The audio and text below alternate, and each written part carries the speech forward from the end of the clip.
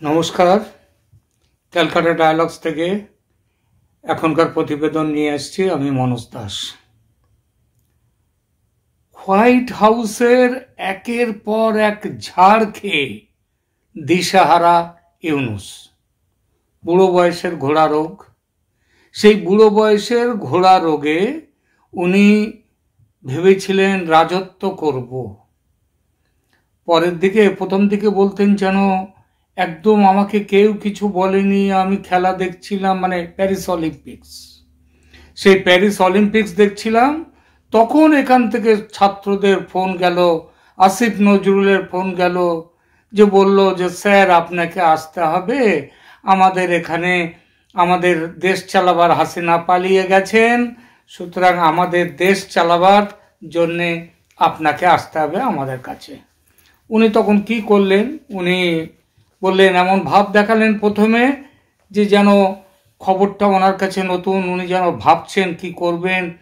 তবে পরে জানা গেছে যে উনি এই ব্যাপারগুলো সব আগেভাগেই জানতেন, কোথায় কি হবে, কিভাবে সমস্ত কিছু হবে।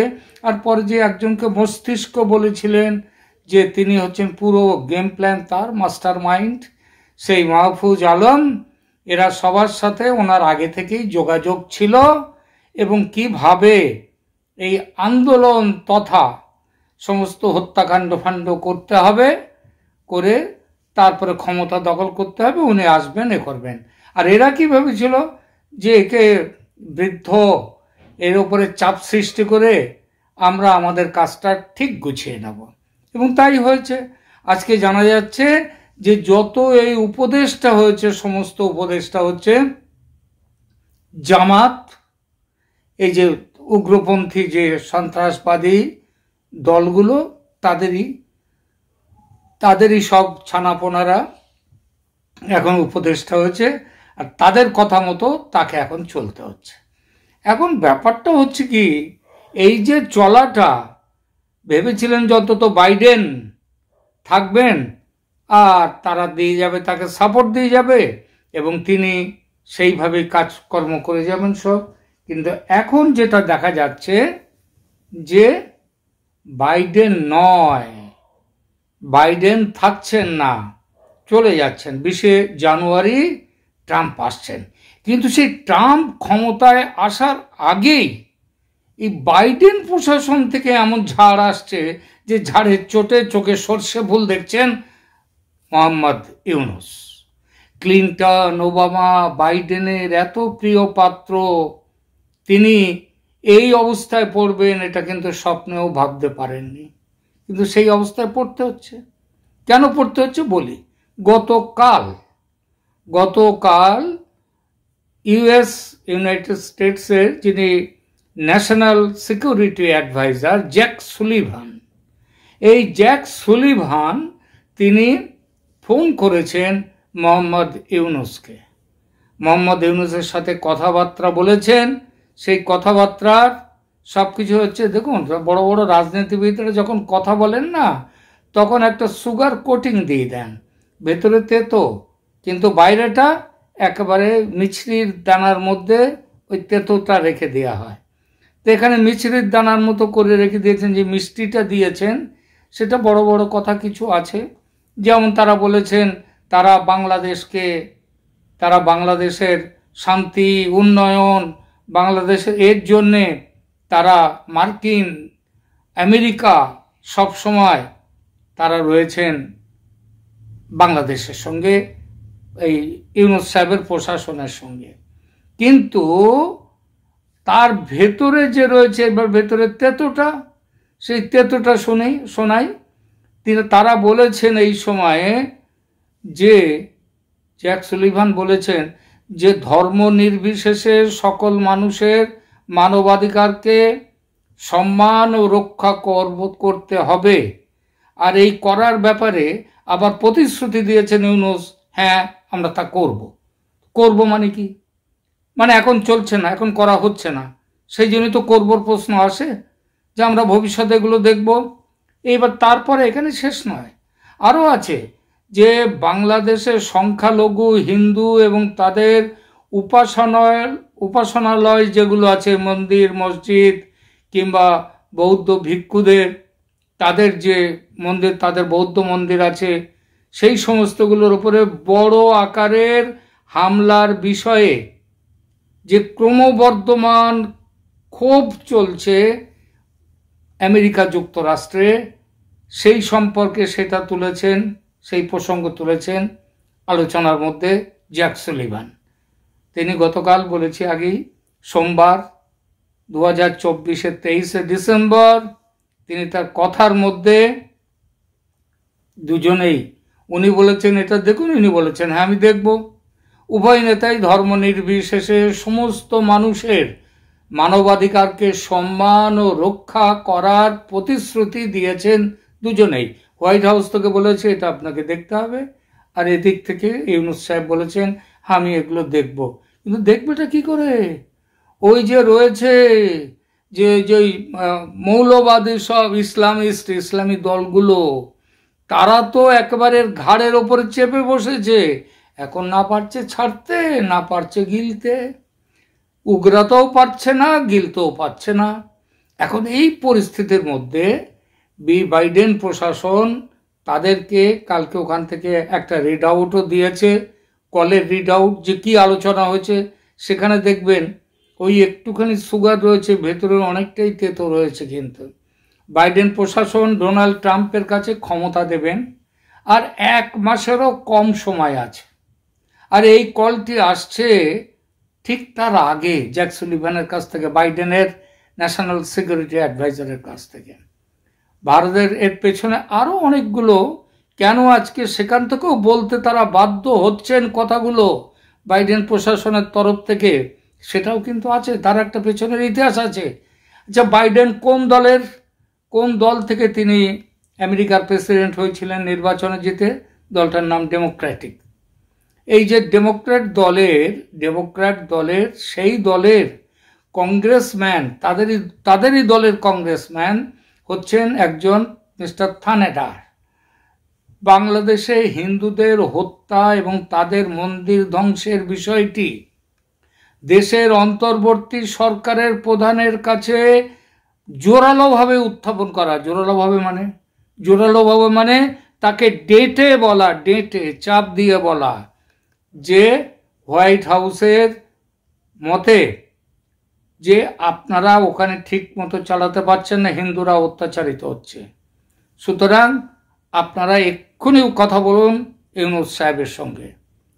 তিনি এই যে মিস্টার থানাদার বলেছেন, তিনি আরো একটা কথা, যে যুক্তরাষ্ট্রের নিপীড়িতদের চ্যাম্পিয়ন করার ইতিহাস রয়েছে পৃথিবীর, বিশ্বের যে দেশেই মানে মানবাধিকার চলে যাচ্ছে, মানুষের উপরে অন্যায়ভাবে তারা আক্রান্ত হচ্ছে, এইগুলো তখন কিন্তু আমরা আমেরিকা সব সময় এগিয়ে গেছে এইগুলো দেখবার জন্যে।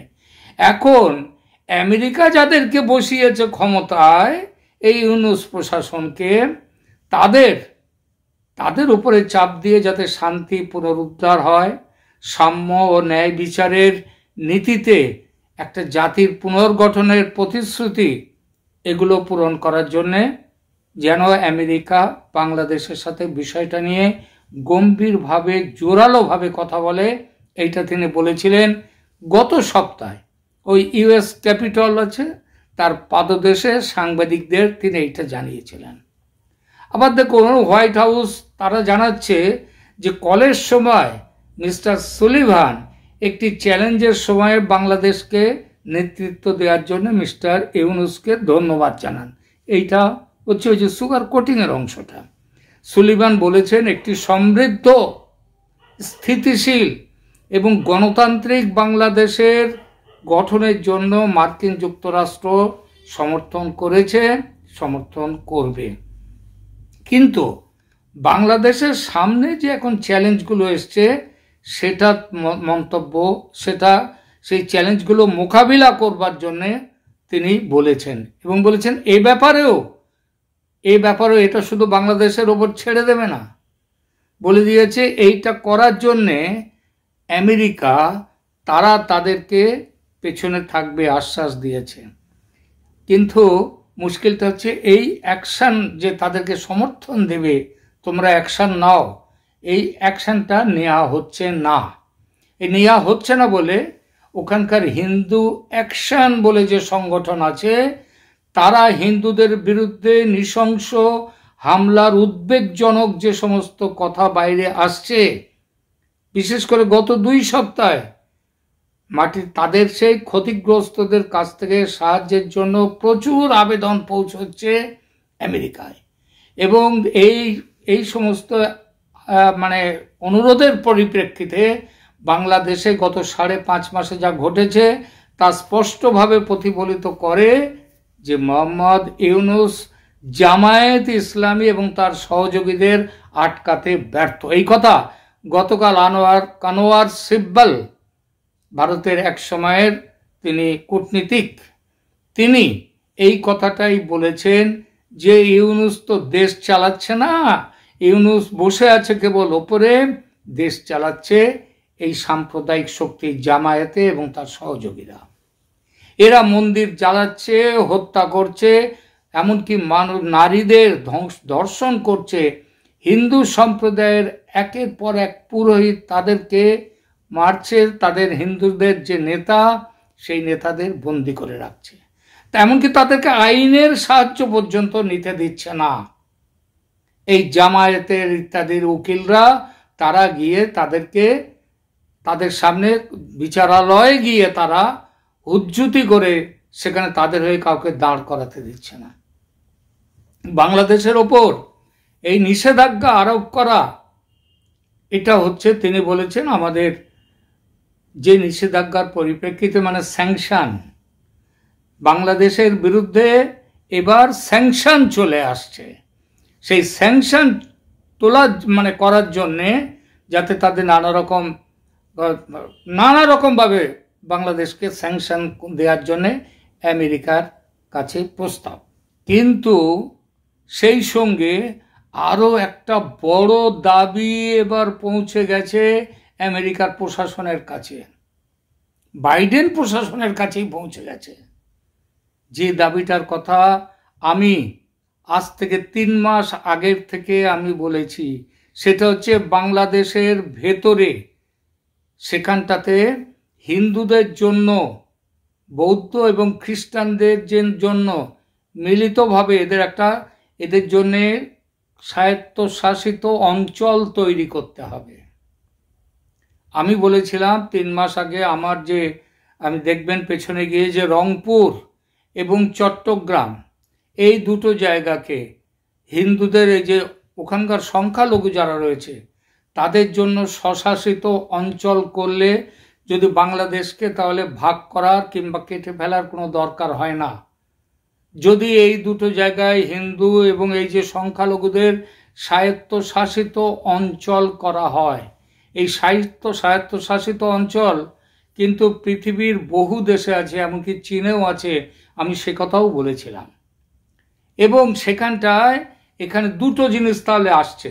আজকে বাংলাদেশে যে জিনিসটা চলছে, যেভাবে সংখ্যালঘুরা অত্যাচারিত হচ্ছে, তার পরিপ্রেক্ষিতে একটা বড় চাপ দিয়েছে বাইডেন প্রশাসন।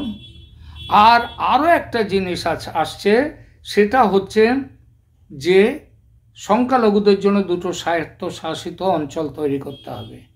এর আগে আপনাদের মনে থাকা দরকার, মনে করিয়ে দিই একবার, ডিসেম্বরের 12 তারিখ আজ থেকে 12 দিন আগে, সেখানেও আমেরিকার যিনি ন্যাশনাল সিকিউরিটি কমিউনিকেশনস অ্যাডভাইজার জন কিরবি, তিনি হোয়াইট হাউসের একটা প্রেস ব্রিফিং, দাবি নয়, হোয়াইট হাউসের একটা প্রেস ব্রিফিংয়ে তিনি বলেছেন যে জো বাইডেন আমি ওদেরকে প্রেস ব্রিফিংয়ের যে ল্যাঙ্গুয়েজটা বলা হয়েছিল, আমি সেই ল্যাঙ্গুয়েজটা আপনাদেরকে বলছি একটু। সেখানে বলা হয়েছিল, we are watching the events in Bangladesh very very very closely and the president is following events closely as well. শুধু আমেরিকার প্রশাসন নয়, আমেরিকার প্রেসিডেন্ট বাইডেনও ভেরি ভেরি ভেরি ক্লোজলি তারা লক্ষ্য রাখছেন বাংলাদেশের উপরে। The security situation in Bangladesh has been difficult following the ouster of the former Prime Minister, and we have been working closely with the interim government to enhance the capability of their law enforcement and security services to deal with the challenge. বুঝলেন? তার মানে হচ্ছে ওরা বলছে যে America খুব মানে আন্তরিকভাবে খুব ক্লোজলি তারা বাংলাদেশের ওপরে নজর রাখছে। তারা যে সমস্ত কাজকর্ম করছে, যে সমস্ত গোলমাল ওখানে হচ্ছে, যেটা শেখ হাসিনার কথাটা খেয়াল করবেন যে Sheikh Hasina former prime minister বলেছে ওরা, তিনি চলে যাওয়ার পর ওখানটায় যেভাবে সিকিউরিটি সিচুয়েশন, সেখানকার আইন শৃঙ্খলা যেভাবে চলছে সেটা আদৌ ভালো নয়, তার উপর নজর রেখে দিয়েছে মার্কিন প্রশাসন। তিনি আরও বলেছেন তার সেই প্রেস ব্রিফিংয়ে, we have been very clear in our engagement with all Bangladeshi leaders that protection of religious and ethnic minorities is absolutely critical, and the leaders of the interim government have repeatedly committed to providing security to all Bangladeshis, regardless of religion or ethnicity. অর্থাৎ তাদের কাছে এই ক্ষমতাও আছে, এই মানে তাদের কাছে এই খবরও আছে যে বাংলাদেশে যে শুধু হিন্দুদের উপরে হিন্দুরা অত্যাচারিত কিংবা বৌদ্ধরা কিংবা খ্রিস্টানরাই যে শুধু অত্যাচারিত হচ্ছে তা নয়, সাধারণভাবে মানুষও ওখানে তাদের জাতি ধর্ম নির্বিশেষে তারাও অত্যাচারের শিকার হচ্ছে। এবং এর জন্যে ব্যবস্থা নেওয়ার জন্যে মার্কিন প্রশাসন বাংলাদেশের with all Bangladeshi leaders that protection of religious and ethnic minorities is absolutely critical, সবার সাথে তারা কথা বলছে। 5ই আগস্ট আপনারা এই যে হয়ে গেছে বা 5ই আগস্টের অভ্যুত্থান, সেই অভ্যুত্থানে ওনাদের কাছে খবর, এখানে তো শুনছি আমরা হাজার হাজার মানুষ মারা গেছেন, হাজার হাজার মানুষ মৃত হয়ে গেছে। আর সেখানে কি বলা হয়েছে? 600 পিপল। এখানে আবার বলি কি বলছে যে Bangladesh ousted on August 5 a student-led movement ousted Bangladesh's Prime Minister Sheikh Hasina after weeks of protest and clashes that killed over 600 people. ঠিক আছে, মানে আমেরিকা কিন্তু সব দিকেই নজর রেখে দিয়েছে, তারা যে চুপচাপ বসে আছে তা নয়। আর মনে রাখতে হবে এটা ট্রাম্প প্রশাসন এই কথাগুলো বলছে না, এই কথাগুলো বলছে বাইডেন প্রশাসন। এরই মধ্যে আপনারা দেখবেন যে এখানটাতে কিভাবে এখানে চলছে সেই সম্পর্কে গতকাল যে জ্যাক সুলিভান পরিষ্কার বলে দিয়েছেন এই ব্যাপারগুলো রুখতে হবে এবং তার দেরি না করে রুখতে হবে, বন্ধ করতে হবে। না হলে এবার ট্রাম্প আসছে, তিনি ওই বড়ি শুধু নয়, সুগার কোটেড ট্যাবলেট নয়, আরও অনেক কিছু করবেন। এটা চলে যাওয়ার আগে বাইডেন প্রশাসন শেষ একটা হুঁশিয়ারি দিয়ে গেল। এর মধ্যে আবার করেছে কি, ইউনূস প্রশাসন চেষ্টা করছে যে শেখ হাসিনাকে নিয়ে যাবেন, নিয়ে গিয়ে এই কর্ম ওই কর্মগুলো করবেন। আর একের পর এক তো কমিশন বসিয়েছেন। এই এত ধকল কি করে ইউনূস সাহেব আর সহ্য করবেন? তিনি ওই জন্যেই কি পালাবার কথা ভাবছেন। কালকে দিয়েছিলাম যে তিনি কেন, কবে, কোথায় পালাবেন ইউনূস, সেই সময় কিন্তু আর খুব দেরি নেই। এখন সব দিকে ঝাড়, শুধু ট্রাম্পের কাছে নয়, এখন বাইডেন প্রশাসনের কাছে পাশে কেউ নেই, কোথায় গিয়ে দাঁড়াবেন? সেই জন্যেই আপাতত সব দিক দিয়ে ভাবছেন যে কমিশন করে করে সময় কাটাবেন। ওই সময় কাটানোর ওই পদ্ধতি আর চলবে না। সামনের মাসে ট্রাম্প আসছেন এবং বলে দিচ্ছেন ভারতকে বলে দেবে বাংলাদেশ তুমি দেখো কি করতে হবে না হবে। সুতরাং ইউনূস সাহেব এবং তার সাঙ্গপাঙ্গরা তৈরি থাকুন সেই দিনের জন্য। আজকের মতো এখানেই রাখছি। ভালো থাকবেন, ধন্যবাদ।